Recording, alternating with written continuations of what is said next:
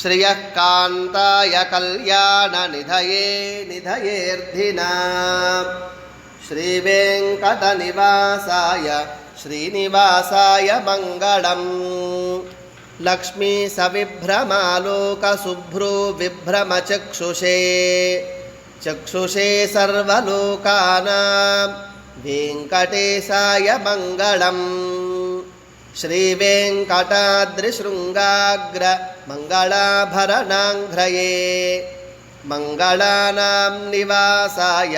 श्रीनिवासाय मङ्गलम् सर्वावयवसौन्दर्यसम्पदा सर्वचेतसा सदा सम्मोहनायास्तु वेङ्कटेशाय मङ्गलम् नित्याय निरवध्याय सत्यानन्दचिदात्मने सर्वान्तरात्मने श्रीमद्वेङ्कटेशाय मङ्गलम्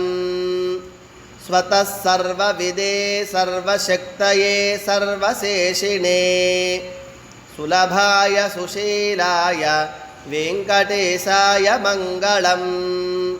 परस्मै ब्रह्मणे पूर्णकामाय परमात्मने प्रयुञ्जे परतत्त्वाय वेङ्कटेशाय मङ्गलम्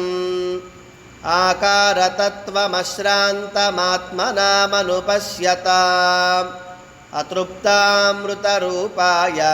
वेङ्कटेशाय मङ्गलम्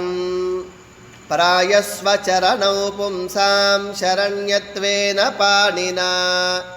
कृपया दिशते श्रीमद्वेङ्कटेशाय मङ्गलम् दयामृततरङ्गिण्यास्तरङ्गैरिव शीतलैः अपां गैः सिञ्चते विश्वं वेङ्कटेशाय मङ्गलम् स्रग्भूषाम्बरहेतीनां सुषमावहमूर्तये सर्वार्तिशमनायास्तु वेङ्कटेशाय मङ्गलम् श्रीवैकुण्ठविरक्ताय स्वामिपुष्करिणीतटे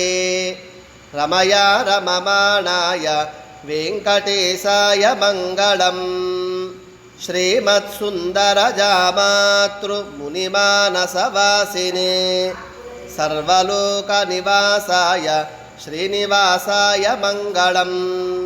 श्रीवैकुण्ठविरक्ताय गीताभवनवासिने पद्मावते समेताय श्रीनिवासाय मङ्गलम्